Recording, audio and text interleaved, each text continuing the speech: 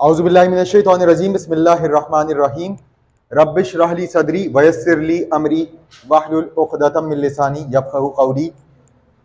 We are going to start exercise 8.3 और quadratic equation का थोड़ा सा एडवांस लेवल हम यहाँ पर देखेंगे। इनफैक्ट इस वक्त जो हमें इक्वेशन दी जाएंगी वो क्वाड्रेटिक नहीं है, मगर उन्हें सॉल्व करने के लिए हम करेंगे ये सिंपल कि उन्हें क्वाड्रेटिक इक्वेशन की शक्ल में लाएंगे और फिर उसको बिल्कुल क्वाड्रेटिक इक्वेशन की तरह सॉल्व करेंगे। और इस बार मेथड की कोई कैद नहीं है। आपका दिल चाहता है फैक्टराइजेशन मेथड से करने के लिए, आप फैक्टराइजेशन मेथड से सॉल्व करें। क्वाड्रेटिक फॉर्मूला लगाना चाहते हैं, क्वाड्रेटिक फॉर्मूला लगा दीजिए। और कंप्लीटिंग द स्क्वायर मेथड से अगर कोई करना चाहता है तो वो कंप्लीटिंग द स्क्वायर मेथड से भी कर सकता है।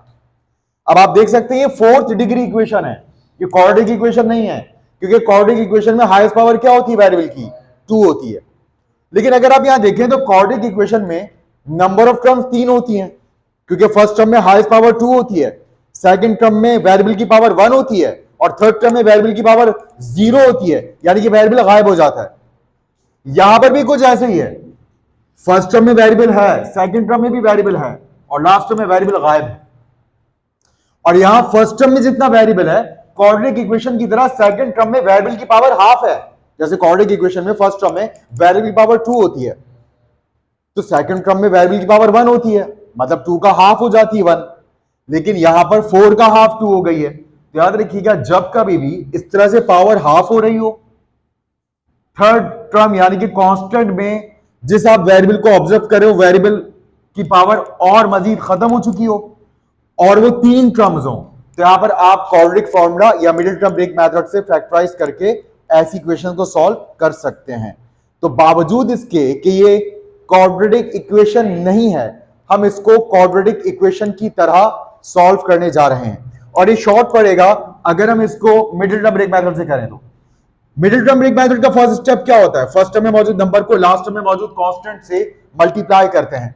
तो 1 9 9, हमें दो ऐसे नंबर चाहिए जो मल्टीप्लाई हो तो 9 आए, and according to the sign of the last term एक नंबर में से दूसरा नंबर माइनस हो तो मिडिल टर्म में मौजूद नंबर आए, वो क्या है 8। अब हम चेक करते हैं, सबसे पहले 9 को डिवाइड करते हैं 1 से, 9 डिवाइड बाय 1 9, और 9 में से 1 माइनस करके देखें तो क्या बनेगा 8। तो यू हमें पता चला कि अगर आप इसको मिडिल टर्म ब्रेक मेथड से करना चाहते हैं तो मिडिल टर्म को तोड़कर 8 और 1 लिखना पड़ेगा। तो यहां हम अगले स्टेप में x raise to the power 4 as it is, 8x square को हम तोड़कर लिख रहे हैं 9x square and 1x square, आगे माइनस साइन इक्वल टू 0। अब बहुत ध्यान से हम साइन लगाएंगे।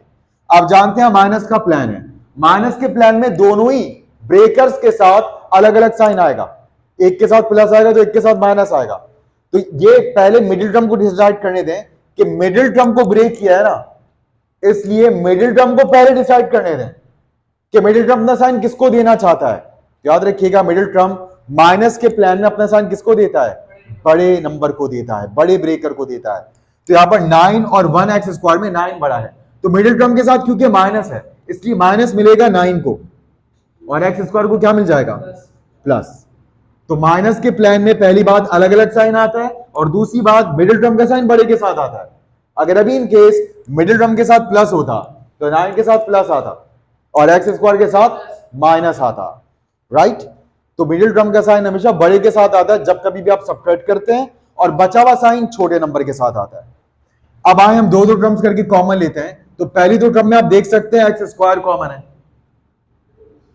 अब जो टर्म्स बचे हम ब्रैकेट में लिखते हैं, तो x की पावर 4 में से x की पावर 2 बाहर, x की पावर 2 अंदर रह गई, और माइनस साइन के बाद 9x स्क्वायर में से x स्क्वायर बाहर, 9 रह गया।